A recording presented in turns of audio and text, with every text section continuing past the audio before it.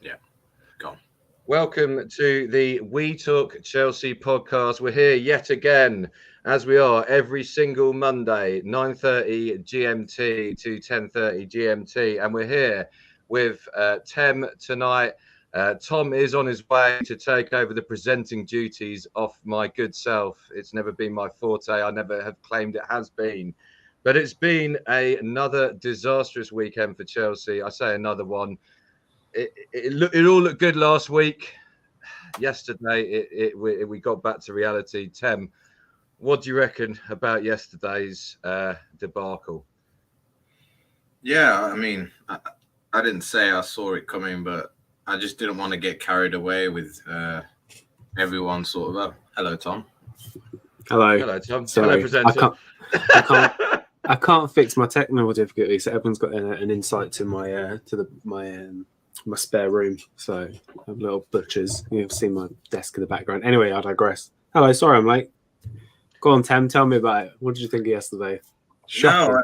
No, shocking. Well, yeah, to start with, I think we'll get more into detail, but I would say it's kind of alluded to the other side. I thought that Chelsea fans were getting very carried away with the start against Liverpool. They saw just nothing but positives from that game, and I think we often do forget, get deluded in thinking that we're just going to push on from there. But then you can see the other side of what can go wrong with this Chelsea team, and I think yesterday pretty much showed that we're still a club very much in transition, despite the money spent. So yeah, go over to you, Charlie. I don't know what you think.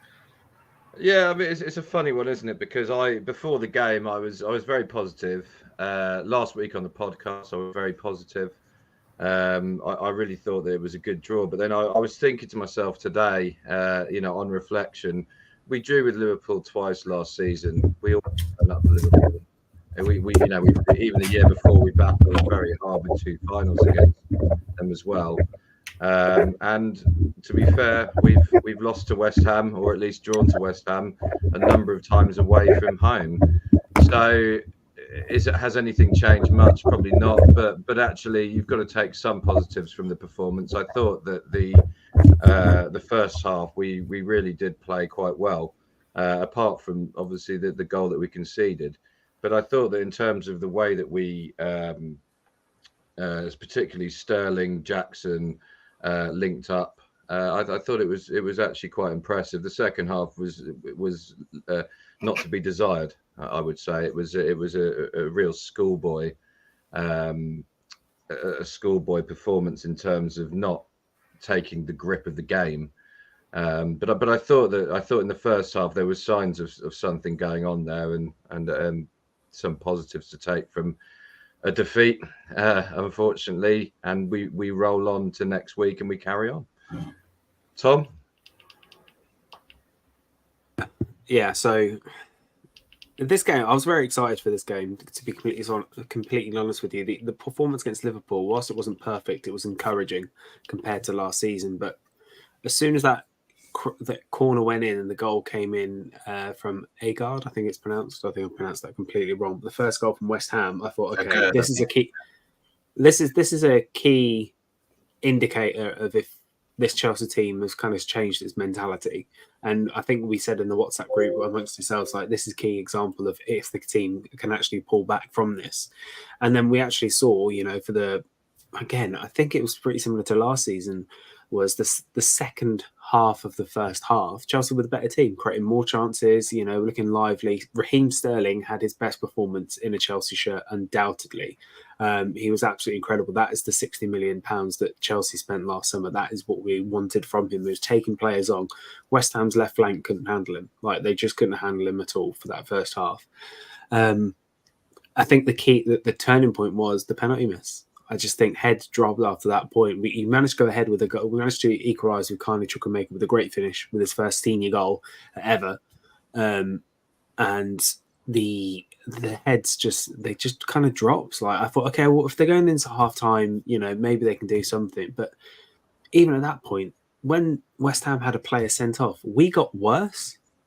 I don't understand how that happened. We got worse, and where does that what makes you think that 10? Why do you think that was? Was it simply just down to the Pochettino signing? Was it just a case of we're 2-1 down now from again 3 mistakes? Again, that's the result of this for the loss of this game.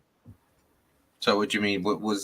Are you talking about the mistakes, or why did we get worse after we went down to 10 men? Both, because surely by now, we're in a commanding position. Yes, we are 2-1 down at this point, but we were creating a lot of chances. We were looking the livelier team. West Ham, in theory, they won the game through 2 set pieces, really, and taking advantage of a mistake from Axel Disasi.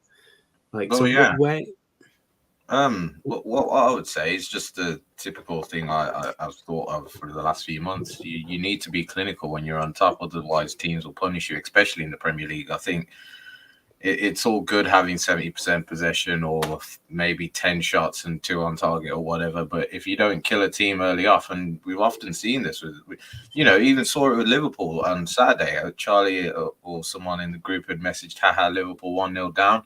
What do? Straight away respond, and then respond again by going 2-1 up. And that's something you don't see from Chelsea. We often either leave teams in the game or give them the game by not scoring our chances. I mean, how many times have you seen us go 1-0 up and then another team brings it back to 1-1, or the opposite? We go 1-0 up and they bring the game back to 1-1. And it's just a case of you've got kill the game off as soon as you can. And unfortunately, with all our good possession, we never seem to do that. And I actually did feel sorry for Sterling, because there was a great chance where he ran past like 3 or 4 players and played it square across the box. And I thought that had to be a goal. Like that was it. And, you miss those final pieces that I think are vital for us to really get there, because you look at all the other top teams and I think they have a 20-man a goal season, and we certainly don't look like we have one. And Raheem Sterling seems to be more on the end of creating our chances than finishing them, which is a problem in itself, because I think he's not so great nowadays at maybe taking players on as he used to be. I think he's more of a player that needs to be on the final end of those chances. And, playing Chilwell left wing and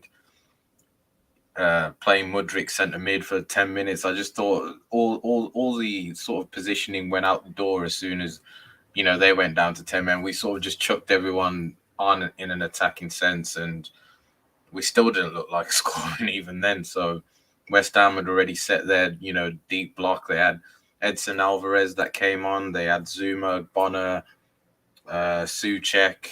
I can't remember the other centre-back they brought on. Aguerd, I think. No, it was either guy that got sent off. I think Aguerd got sent off. But they had so much height in that defence, and all we kept trying to do was play looping balls into Nicolas Jackson, who's actually notoriously very bad in the air. So I think it was just accumulation of a lot of things that went wrong, and it sort of showed us that maybe we're not quite done in the transfer market, and this squad isn't as good as everyone thinks it is.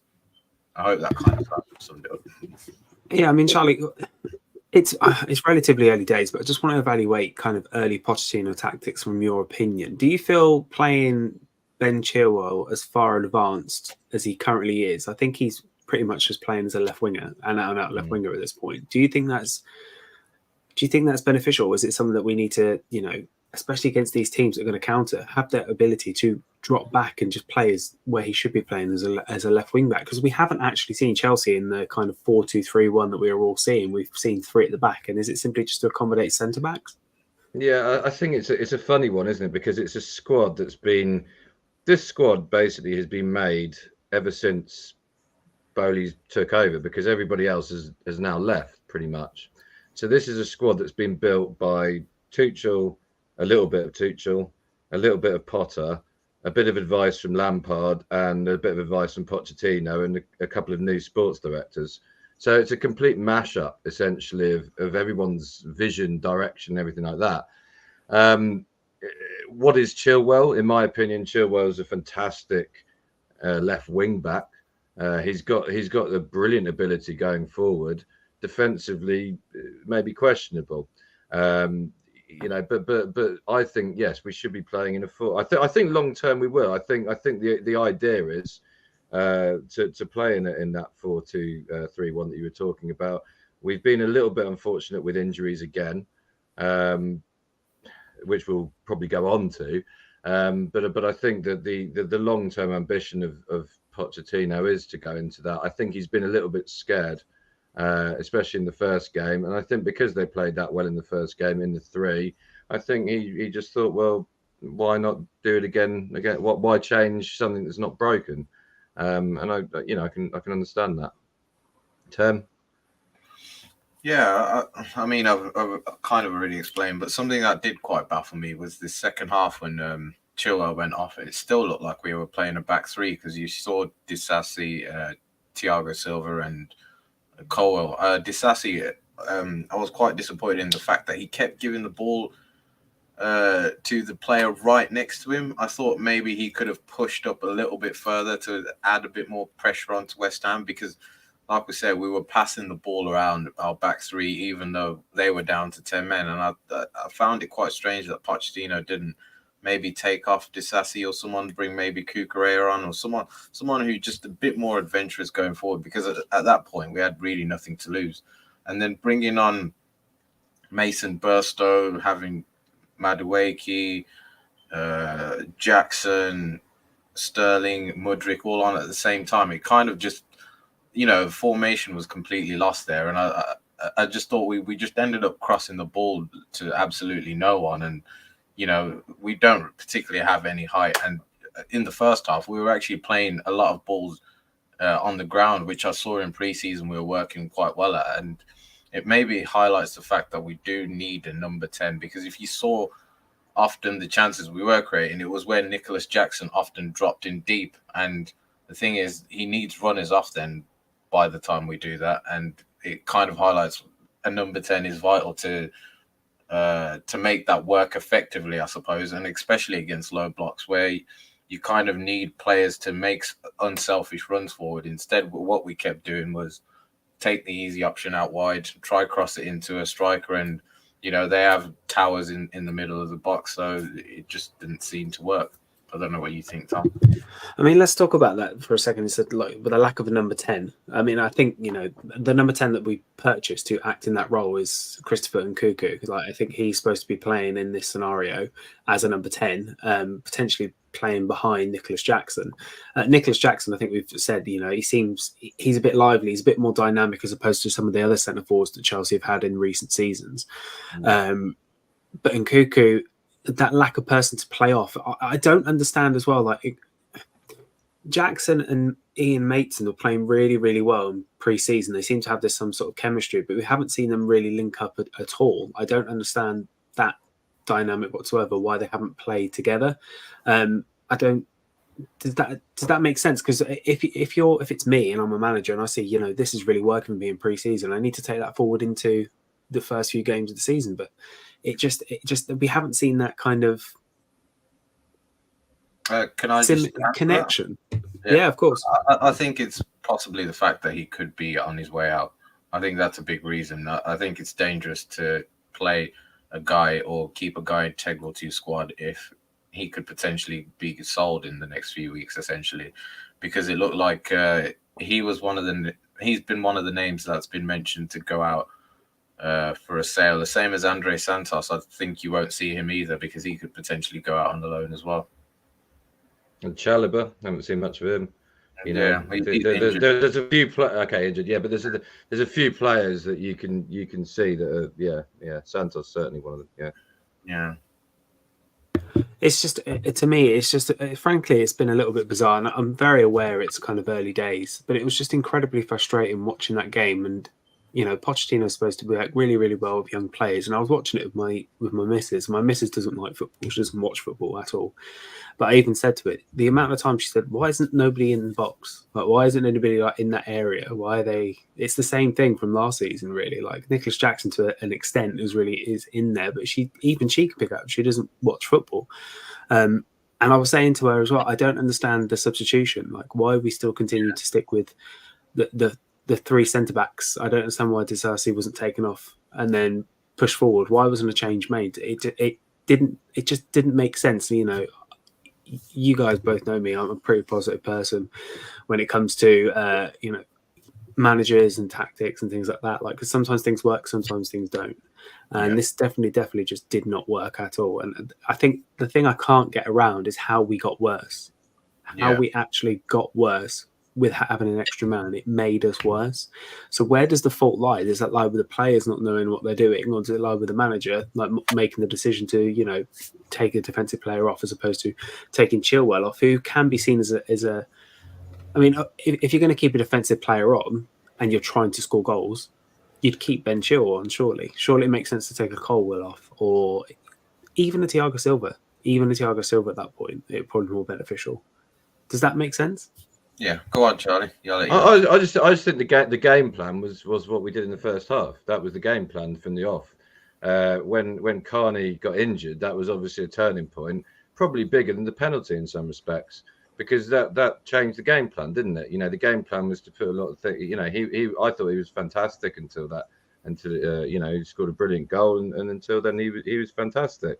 So I think the game plan just changed. That was what happened, and obviously when the game plan changes, the penalty, yes, but there's plenty. You can easily. We were drawing at that point. We weren't losing. We were drawing.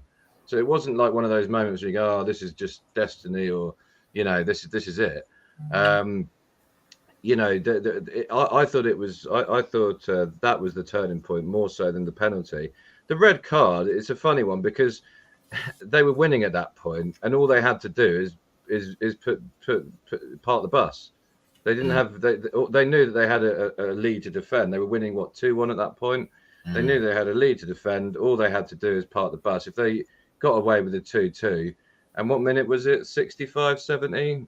About that. They sort of knew that they probably had about enough in the bank just to put them behind the ball. And like we say, we're becoming a much better counter-attacking team. That's where the danger is with us. When we have the possession, it doesn't necessarily do us any favors, you know, because we do find that we are going to find it hard to break teams down. We always have. We've always found it hard to break teams down. But yeah, I mean, I don't know. But how much do you think Carney Tem is a miss? Well, it's kind of a shame, really. Every player every player that seems to do something well for Chelsea either gets injured or you know, something tragic seems to happen to them. So it's not a good sign at the moment for anyone who looks to get some type of form. I think it's more of a big miss for himself because this could potentially impact his long-term future. I think the club are going to look to sign someone specifically directly for his position. I don't think it will be, you know, an alternative or anything. So it's kind of a shame because you know, last season I was campaigning for him to play a lot, and he just finally started to get his chance. And what did we sign him for? 18 million? Something around that. Yeah, it was a lot of money. It was about 15, 16 million, wasn't it? It was a lot of money for essentially an unknown player at the time. Yeah, but so I think, well, he wasn't super expensive, and that's kind of going against him because if another player comes in for 20, 30 million, whatever, to replace him, he could see himself fall back right down the pecking order again. And, you know, with a 4 or 5 month injury, that's surely a bad spell because we're not actually sure what his injury is. It could be an MCL, I've heard, or potentially a knee injury that's keeping him out for a couple of months. So, again, it's going to take time for him to then build himself back up to get that form when he just finally started playing again. So, yeah, in terms for his own future, I think it's a bad injury. For Chelsea, I think, yeah, it's a position anyway. I thought we needed strength because I did mention about, like, I don't think there's anyone that picks up the ball in those half spaces. And, you know, you've seen it with Nkunku in preseason. He was very good at occupying that space when him, Carney, and Jackson was linking up really, really well in sort of those little tight intricate spaces, and I don't think we often use that enough against West Ham. And I think you just need that an outlet as a team.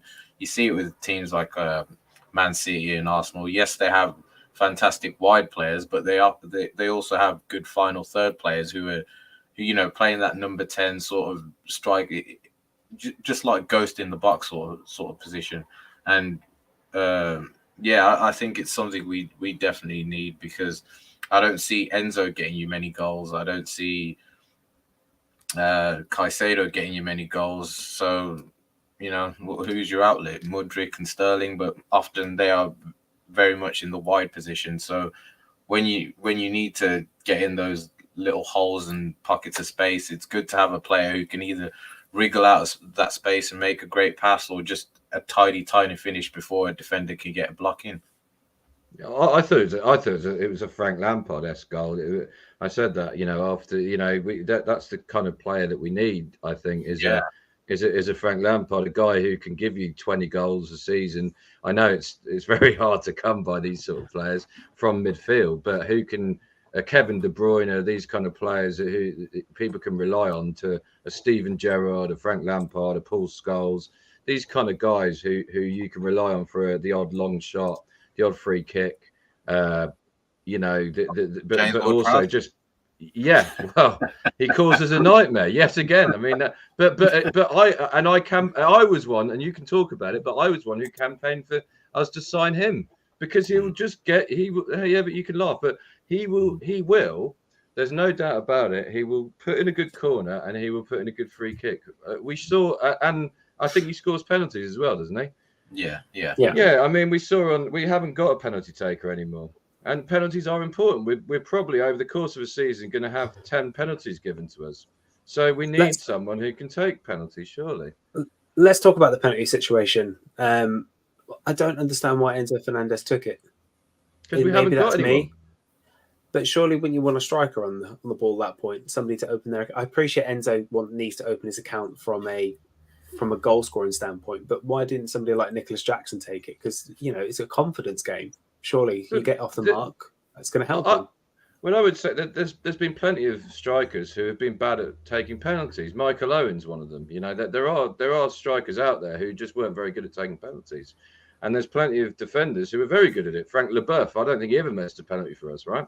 So it's a bit of a weird one. You have to be that kind of mole where you have that ability to switch off from the crowd, to be able to practice that thing, and be able to have the dark arts with the goalkeeper. I don't think we have that player anymore. Obviously, we had Jorginho before. I thought Sterling was the one who was probably best fitted to take that penalty, but we can talk about it till it is what it is. I look at it. Enzo probably get a penalty next week and score. That's the way that I look at it. But what do you reckon, Tim, about penalty? That penalty? Yeah, well, I kind of tend to agree with you, to be honest. I think, it's obvious the manager sets out the first penalty taker, second penalty taker, third penalty taker. During training, they all take penalties, and they've probably assessed and think Enzo has the most hit ratio compared to any other player. So he's going to be the first penalty taker. We had notoriously Frank Lampard and Jorginho, like you said, midfielders who took penalties.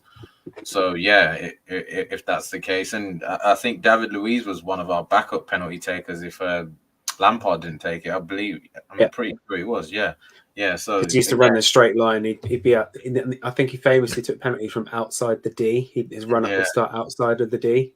Yeah. And he just hit it as hard as he could with the side foot and try and knuckleball it in. It's one of my favourite penalties to watch.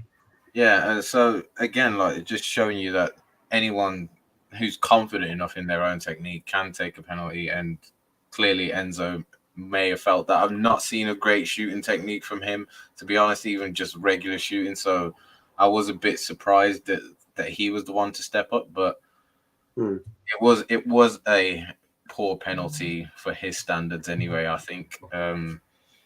But again, I don't think it was the be all and end all for that game. I didn't think that if we had scored that, we definitely would have won the game. I don't think that. I still think that there is a fragility to this Chelsea team that we kind of needed to see. And I'm not saying I'm glad to have seen it, but it kind of confirmed what I thought that we kind of. No, I know what you mean.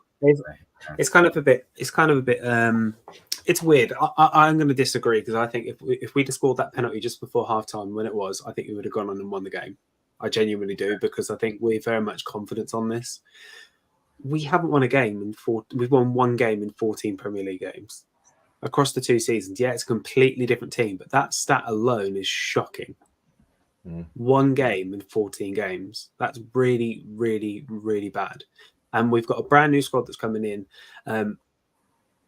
And there's so many calls at the moment to kind of like move on some of the old guard, like in terms of like, we'll go back to Raheem Sterling. Like I said, I think he had a fantastic game. But there's been calls to Sterling to not be starting these games and have other players starting, like Noni Madueke is coming back to fitness from the under-21s.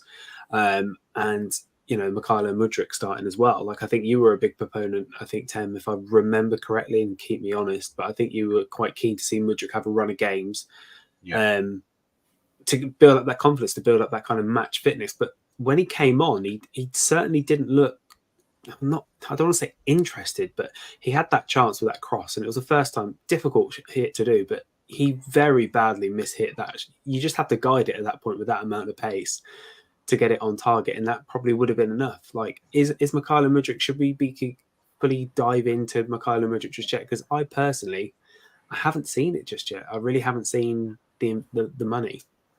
Yeah, and I think that's a huge issue, and it's something also I alluded to, is that you're filling up a lot of this squad with a lot of young players, so it's essentially everyone battling for minutes, and you know, it's kind of a dangerous precedent if you don't give enough game time to certain players, and I think Mikhailo Mudryk is a perfect example of that. I think he is a very, very, very raw player, and he needs a lot of game time to refine his game. So we need to be smart in terms of who we recruit in terms of these backup positions, or, you know, alternatives positions, because if you're just going to give it to certain everyone's going to be a young player, everyone's going to need game time to gain experience, to refine their game, to sort of feel the motion of the game, where if you have experience there, some players will come on and know exactly what to do, and when to do certain things. So, you know, a player like Mudryk not starting, and Chilwell's ahead of him, I believe, because, Chilwell's been playing left wing a lot. How does he gain that confidence? How does he's going to do wild things like he did yesterday. You know, those were a brilliant moment. He first came on, he beat Kufal on the left wing, got us a free kick. Then the next second, he's done that volley, like you say. So it just shows like he's not the finished product at all. Pre-season, he looked great. Now he looks crap. So, you know, he needs like 4 or 5 games in a row. But at the same time, can we afford that? Can we afford the inconsistency he's showing?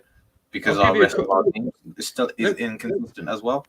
Let me give you a question, Tem, and Tom as well. How much do you think that the Chelsea average fans believe in Mudryk purely on the fact that we paid that much money for him and the fact that Arsenal wanted him as well? Is there any evidence that we've seen so far? Because I haven't. All I've seen is that he's got a bit of pace. But Robin had a lot of pace when he came to Chelsea, but he had something else. There was something else about him. He could take players on. He could do. There was a lot more to his game at that point, and he was seen as a very similar player. Played on the left wing, and essentially won us the title, I would say, in the first year that he was there. I would argue that I just haven't seen enough from Mudryk yet, and I want to. You know, I really like watching him because I can see that there's the pace, but I don't see, apart from the pace, a lot more there. But I'll leave it to you guys. What do you think? I worry if he gets injured, because if you look at players like Callum Hudson-Odoi, he was electric. His pace was ridiculous, and that was his main thing. But I think he had more to him. I really do. I think he had more to him than Mudryk does now. I agree. But if you take Mudryk's pace away from him, what are you left with? So if, say, for example, touch wood if he doesn't, but, say, for example, he does his Achilles, similar to what Callum Hudson-Odoi did. Like, what's there? Where's the investment? I want to see it come good. I really, really do. We have to kind of keep the faith in this scenario. It's still early days. We've got Luton on Friday. That's probably going to be the best thing to do. We've got a question come through from Gotti Afunzi. Just bring this up here now. So, hi guys, please, what do you think about West Ham player encroachment just before the penalty kick was taken, which should have been retaken, but VAR didn't call the referee's attention to that? We've seen it last season for the encroachment, especially on a missed penalty. It has been discussed as well. I think it wasn't just that wasn't the only area of like encroachment or keeper advancement. I think in the Women's World Cup final, Mary Earps was also off her line for the penalty save, which should have been retaken again. I mean, it is the rules. Like, I don't want to be butthurt about it because there's no guarantee he would have scored it, the second time. Do you know what I mean? But it's in the rules. It should be retaken. But should it be retaken if the goal goes in? That's why I don't. That's unclear to me, Tim. Like, is this an example where it should just been retaken? But is this just me clutching at straws, trying to find any sort of kind of like positive scenario from this? Yeah, because from my understanding of the rules, anyway, I may be wrong on this, but he was on the line leaning forward, and on the line counts as inside the box. So technically, I think he was encroaching. That's from my understanding of it. Was he the player that made was it Souček? Was he the player that made the clearance as well? Yeah. So if you think about it, last season, Kai Havertz had a penalty. It was something similar, wasn't it? And they had the encroachment. Was it against Dortmund? Yeah, it was Dortmund. Right? Yeah. Because he hit the post, the first one, didn't he? And then he took it again and scored because of the encroachment from the Dortmund player. So if it's in the rules, I don't understand why it wasn't retaken. It's just another example of VAR. It's good. I genuinely think VAR is a good addition as a game, but it's just so wildly inconsistent. That's the only issue. Hopefully they can kind of get that resolved. But no, I appreciate your question, Gotti. Feel free, if you're watching the stream now, just to send some questions through to us. That'd be fantastic. We'll answer any questions that you send across to us. We're really good at sport questions and questions on Chelsea, so hopefully we can get the answers right. In light of the game that's just happened, let's ask the question: do we need to spend big again? We've spent close to £1 billion in the last 3 transfer windows. It is crazy levels of money. It's a lot of money. And is it a case of you stick in what you have and you're just kind of hoping these things come good, or do we need to go back into the market and get a dedicated number 9? Another backup number 10 for when Nkunku is fit. He's going to play second fiddle to Nkunku, let's face it. Do we need to... Is Robert Sanchez a number 1 goalkeeper? Like, did he come in on the basis that he's probably going to oust Kepa and be the new number 1? So do we need to go in and get a number 2 with Slanina going out on loan? And we've only got Bettinelli, who's still coming back from fitness. Like, do we need to go back into the market once again whilst the market's still open? There's still 10 days left of this window to get players in. Or do we need to look at loan situations and think, okay, we need something short term? Can I answer that first? I think we're running into quite an easy run of games, which is very fortunate. So I don't think we actually have to. No game is easy. No game is easy, but last season is testament to this. A relatively easy run of games. We've got Luton at home. I believe we're playing the likes of Fulham, Bournemouth. Like what I'm trying to say is probably second. Let's say second half of the table teams. Okay, we don't have we've got this sort of thing up until Christmas, pretty much. I think wait until January. I really do. I just think come on, you've got to balance the book somehow.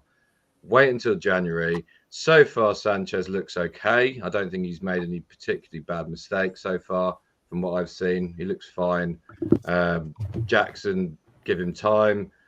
We've still got a massively bloated squad, in my opinion, as it is. I think we could do to just at the moment just stick with what we've got. We've got a really, when we compare this to last season and Potter and Lampard, we've got a much more experienced manager at the top level. Yes, he's not won everything. He's probably not quite on Tuchel's level yet, but he's got the ability, I think, to get there. So at the moment, I would say stick there just because of the fixture list coming up. That's my opinion. Tem, I know you're going to disagree. Yeah, definitely disagree. I think because of how short the owners have been in, it's only been 12 months. A lot of people actually forget that.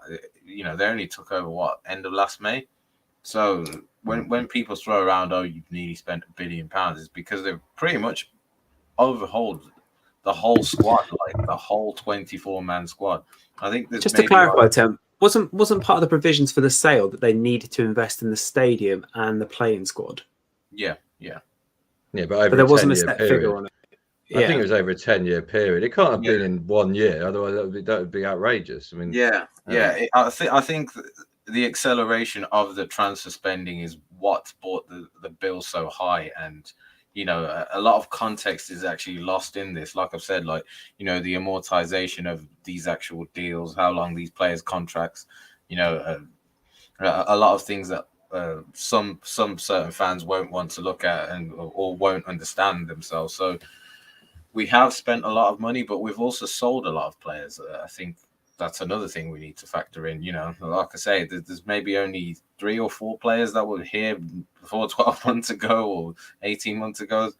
So again, you've got to add that into context. I think Chilwell, Silva, and the academy guys, the rest of them, James, the academy guys are the only ones who are pretty much the survivors of the exodus, I suppose you could say. So I think there is still a lot this squad needs. In terms of a rebuild, but on pure figures, obviously any fan would look at that and say we don't need to spend any money whatsoever. But if the goal is to get back in the top 6 or 7 or get back into the Champions League, this squad definitely there needs to be a transfer window open right now. I think in terms of a striker position, could we wait till January potentially? But do you risk Nicolas Jackson going down with an injury?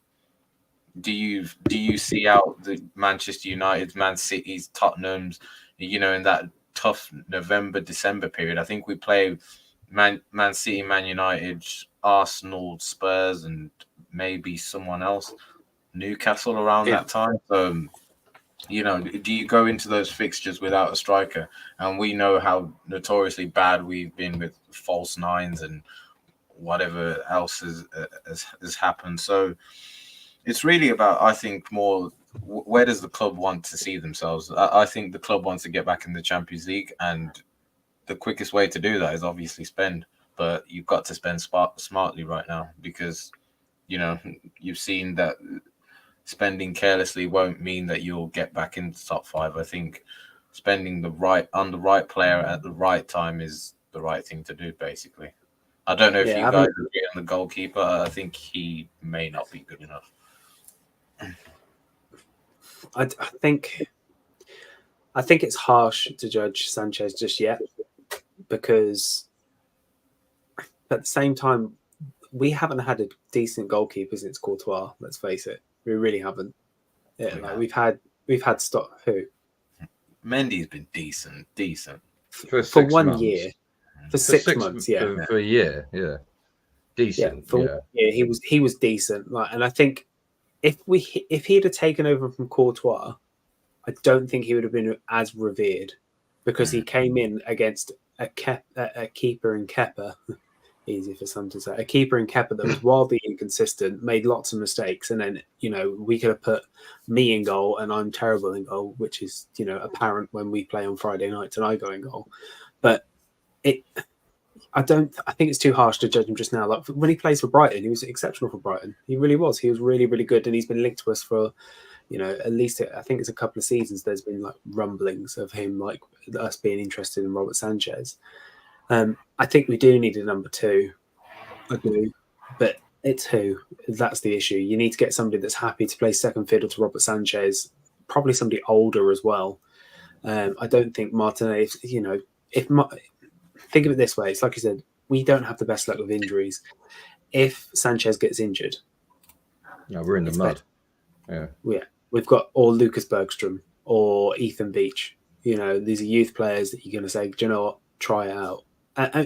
Who knows? It may go spectacularly well, could go spectacularly wrong. And given our luck in the last few seasons. Can I just interrupt you there? So we've just agreed a deal with to sign George Petrovic from. Is that New England Revolution? Yeah. I think it was rumored for about $15 million, I believe. There's a number 2. 60 million euros. It's quoted here.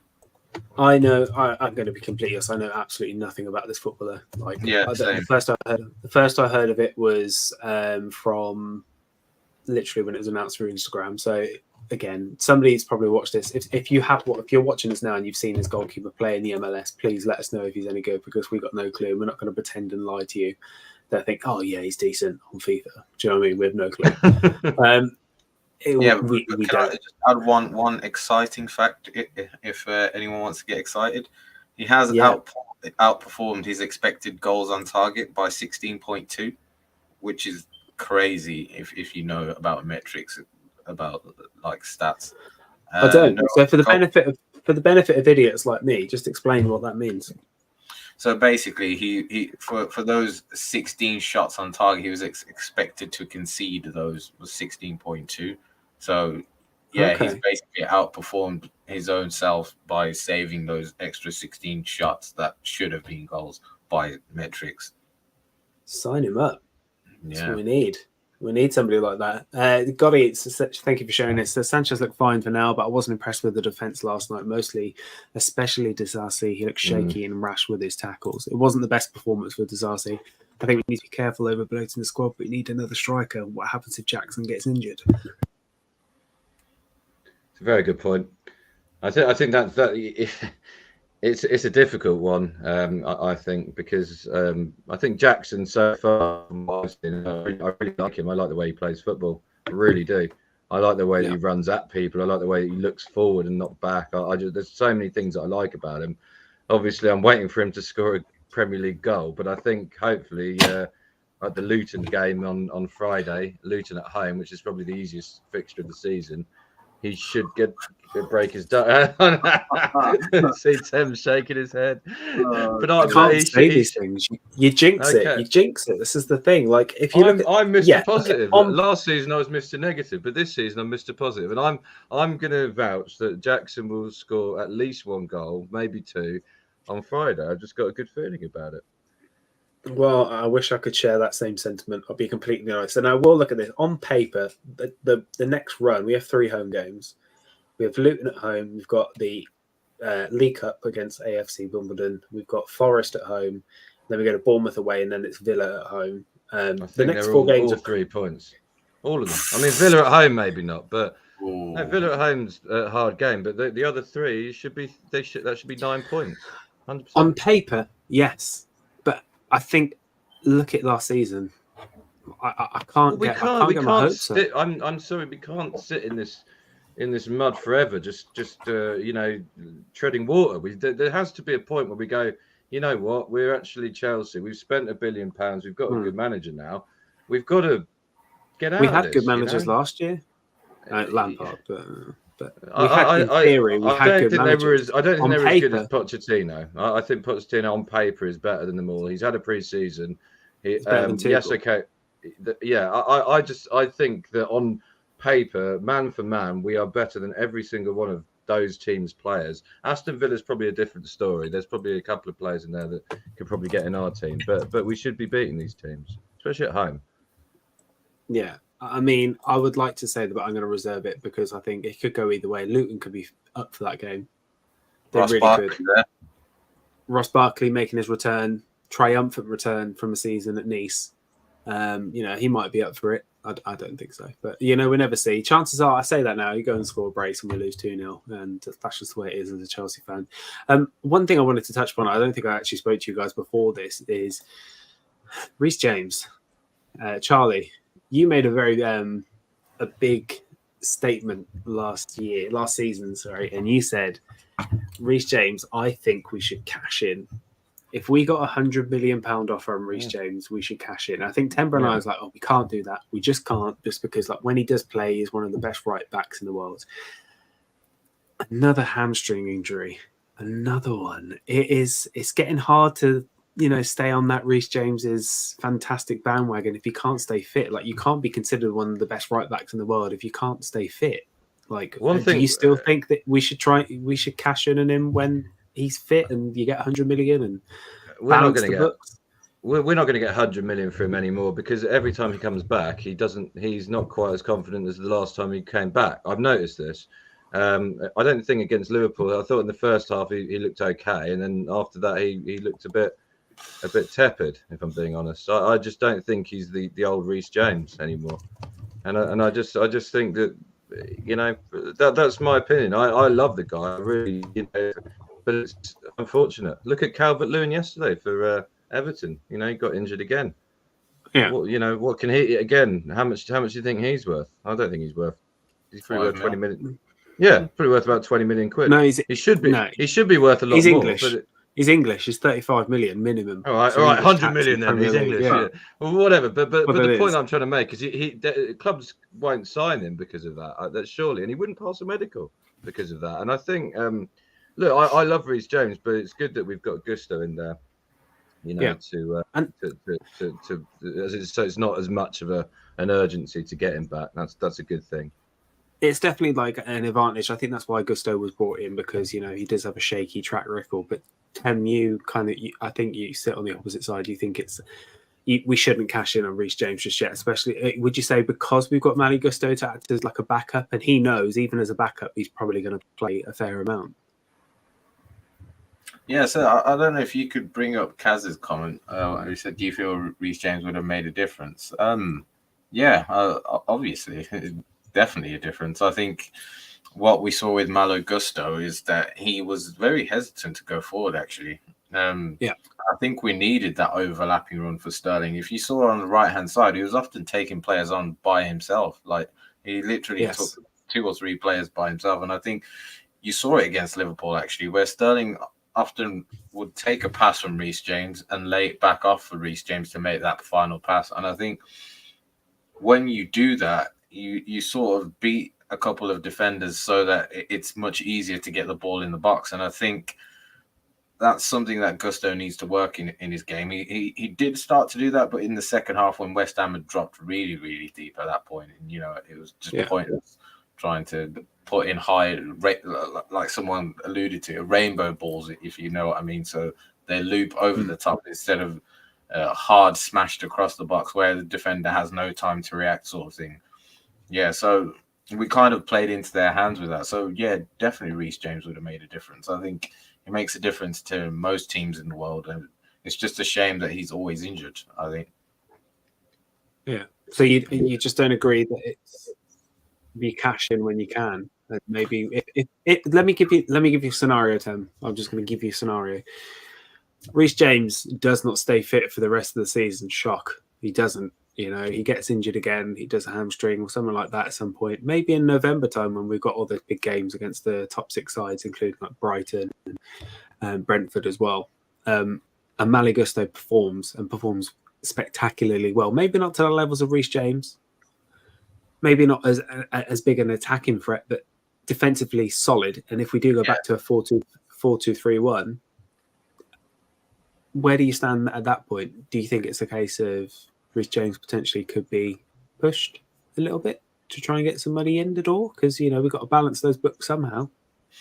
To be honest, with the way football is going and where football is, I don't expect Reece James to be here in 10 years' time or maybe even 5 years' time. I think, especially because of his injuries, in 2 or 3 years, it could be the maximum he stays at this club.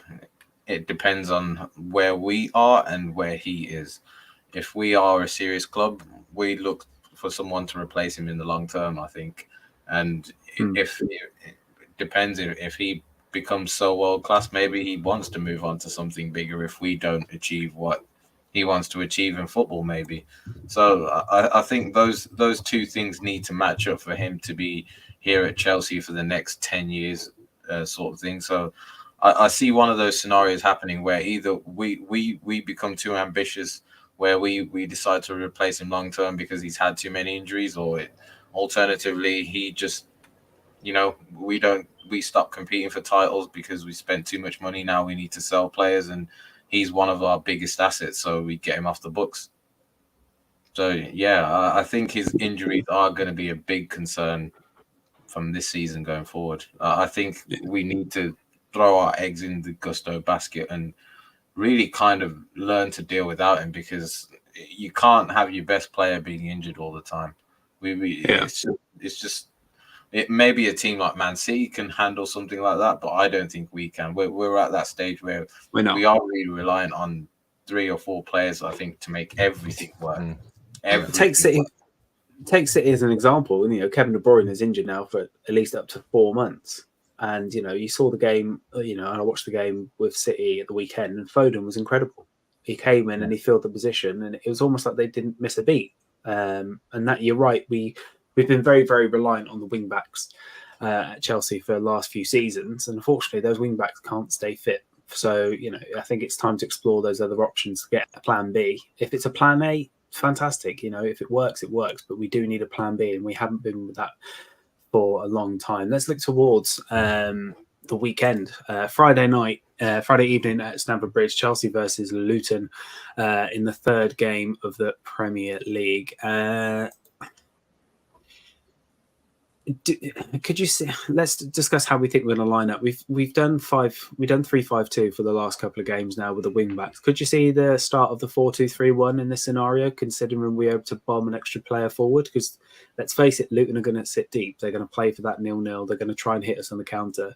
Charlie, could you see the start of that? And who would drop out from the centre back? Do you think we're going to stick with Levi Colwill and potentially have Axel Disasi, rest Silva? Do you think it's likely going to rest Silva for the game against Wimbledon the week after?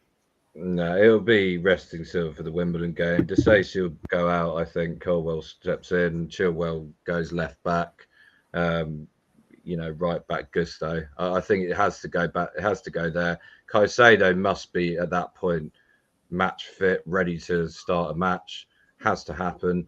And obviously Enzo. I think the front three will be pretty well the same. The sort of three in the middle: Gallagher, Sterling, and Mudryk. Possibly, I don't quite know whether he'll keep his place, but we'll see. And Jackson up front. It'll look kind of it won't be quite as flaky as last season. I think last season we were, especially under Lampard, it was everywhere. I think it'll be fairly consistent. There'll be one in or one out, like we did against West Ham. But I think Pochettino doesn't want to play that flaky formation, flaky starting 11 as much anymore. What do you reckon, Tim?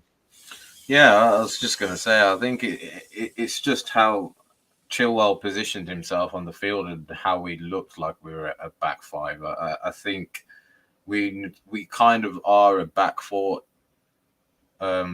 defensive structure, and then when we are on the ball, it kind of moves to a three where you see sort of Colwill stepping into a centre back sort of position, a left centre back sort of position, Thiago as the central one, and Disasi as the right one. So I think we'll see more of a consistent four, like you say. I think, I hope we'll see a consistent four where it will just be Chilwell as left back and maybe Sterling on the left. I'm not quite sure who will play on the right. Maybe Madueke, maybe who knows? Or potentially Mudryk on the right, like you say, Gallagher, Enzo, and Caicedo. And I think we actually didn't mention Caicedo's debut. He looked completely awful, and he hasn't played a lot of football in the last. Yeah. I don't think he did a lot.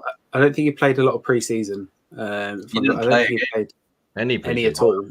I think he played maybe one game. Maybe one. I think I understand why he was played, because if he's going to spend £115 million on a player, you've got to show a return as soon as possible. But I don't think it's the right thing. Look at Romeo Lavia, who wasn't even named on the bench. I mean, I wouldn't be surprised if he maybe doesn't start this game, but does start against Wimbledon. And maybe you could see Romeo Lavia play this game and come into the fold. I'm not sure about Gallagher. Could you see Gallagher maybe push up and play in his preferred number 10 position, Charlie? I think in the first two games he's done okay, Gallagher. I think he's, but obviously he's been given this opportunity because I don't think we want him to leave. I think that's the key. And I think Pochettino is trying to fit him into the team as much as he can as well. But I hope so. I want to see him stay. I've said it. I think getting rid of these Cobham guys, Lewis Hall's another one. Getting rid like this is not necessarily a good thing long term. And I think it would be good to keep hold of Gallagher. And I think the first two games he's showed that he, okay, look, once everybody's fit, he might not necessarily start every game, but he's definitely got a place in the squad for Chelsea. A bit like Loftus-Cheek last season, I thought. I just think we've signed too many players in his position, and it's no fault of his own. I'm just really confused at why are we signing so many central midfielders? Like that Uguachukwu, why did we sign him along with Lavia, along with Caicedo? We've already got Santos. We've sent out Caicedo on loan. I just thought that's a bit too much of overkill. What formation are we actually planning to play in? Because it looks like we had Nkunku for number 10. We already have Madueke. We have Sterling, Mudryk now, and we're looking to sign another number 10 or attacking winger. So again, it looks like we're doing the thing we did last season, where we're stockpiling talent, but have we got a direction of where all these players are going to go? Do you know what I mean? Yeah. And at the moment, there's 5 central midfielders. There's Uguachukwu, Caicedo, Enzo, Lavia, Gallagher himself. So and Santos at the club right now. So that's 6. There's only pretty much one game a week. How do you fit all that into a team? I think with Carney Chukwuemeka getting injured, depending on the severity of his injury, I think that's going to result in Andre Santos not going out on loan. I think we might see Andre Santos. Yeah, I think he might stay. I think Leslie Ugochukwu will go on loan because I think that's heavily rumoured. I think he will go out to Strasbourg. But I think Andre Santos, if it comes back and says Carney Chukwuemeka's out for 6 months, I think we'll keep Santos. I do. I think we do because they're kind of similar in terms of play. They're more like advanced players, whereas if we've got the players like Caicedo and Lavia, they're the ones who are going to be protecting the back line. And then we've got Enzo Fernandez as well. And I think he will be the option to drop out if Enzo, for whatever reason, picks up a knock or something along those lines. But I think we will retain Santos purely on that basis of Carney Chukwuemeka's injury. It'd be interesting to see. I mean, as we approach the hour here, I just want to talk about the predictions. Temba, you got it absolutely spot on. I don't know if you're aware of this prediction for the West Ham game, and Charlie and I were like, "Nah, it's not going to happen." But you got the exact. You got the result right. You're wrong. I said 1-1. It was the other game. I swear, or maybe I'm just getting confused. Maybe that was just on the WhatsApp group or something. You were just playing. Maybe I was just playing games. But I did say 1-1. I thought we were going to draw. I did think that we'd draw 1-1. And for this game, I'll say Chelsea narrow win 2-1. I think we will score first. I think Nicolas Jackson will open his account. So there's me being positive, and I think they'll get an equaliser just before halftime, and we'll probably get a winner in the second half. Okay, Charlie, I'm going to throw this one to you. How positive are you feeling? If Temba's feeling like it's going to be a 2-1 win, you must be thinking 5-0. What are you thinking? I am. I'm thinking about that. Yeah, I think 4-0, to be honest. Yeah, but you say that. But I think 4-0. We're at home. We're under the lights. It's a Friday night. The only thing that was interesting is they haven't played, have they? They didn't play this weekend because their stadium's not ready. So whether that makes any difference, obviously we play on Sunday. I don't know how much difference that makes. We've got a team of 85 players again. I don't feel sorry for these guys having to play every 5 days. Don't worry. But I don't know if it makes any difference. I do. Bless them. I think 4-0 Chelsea or 4-1, something like that. I think it'll be a bit of a bit like Aston Villa did yesterday. You know, they lost 5-1, didn't they, the first game, and then they came out and won 3-0, something like that. You know, I would say at this moment in time, Aston Villa are a better team than Chelsea at the moment. But I digress. I throw it to the chat. If you see that in the chat, feel free to what you think the score is going to be when it's Chelsea versus Luton. I think I'm gonna tricky. We're in a similar position to where we were last season, where we created a lot of chances, but we're just not clinical. And for that reason, I'm going to go 1-0 to Chelsea. I don't think it's going to be a rout. I really don't. I don't think we'll score twice. I just want a defensively solid performance. That is what I want. Because at the moment, those 3 individual mistakes, I just don't want to see mistakes again. If we can get rid of those mistakes, those goals would not have happened. Let's face it. You know, if Conor Gallagher wasn't caught watching his man, and then changes his mind and looks at the ball at the last second, at which point it's already too late. If Caicedo doesn't give that penalty away, if DeSacy actually clears the ball properly instead of getting it stuck under his feet, it's a completely different game. Let's face it. Get rid of the mistakes. Sorry. If buts and maybes, it's a young team. I think we'll see a lot of inconsistencies, and it's just going to happen. I think part of my problem is we do need experience. I mean, these comments seem to be quite enthusiastic. Chelsea will beat Luton 3-0, 3-1 Chelsea. So yeah, let's just see. Let's just gain that consistency. Like Charlie said, I think we are just a young team who need a winning streak. Once we get that going, it will be installed into the players of, you know, get that repetition going. And yeah, we can This is the time. This is absolutely the time to kickstart our season. If you look at the next 4 fixtures, Luton at home, Wimbledon at home, Forest at home, and then Bournemouth away. If we can, do you know what's quite funny? Could I just say something that's quite funny? I remember there was a run of fixtures last season. It was really exactly like this. I think it was Forest away. I think it was just after New Year, around that time. Boxing Forest Day. away when Aurier got that. Bournemouth at home.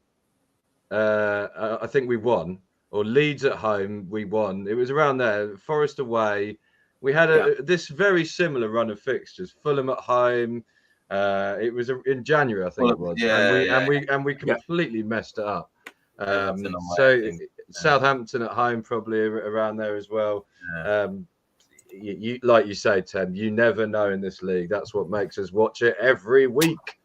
Exactly, and it'd be interesting to see. But I appreciate you joining us this week. For the people watching, we want to get to 100 subscribers before the end of August. So if you haven't and watch us and you see us and you're new and you come across and think, go on, you only just have to click it. I just have to click subscribe. That's it. We want to get to 100. It gives us our own URL. It just means we can share it a lot more easily. So we greatly appreciate if you could do so.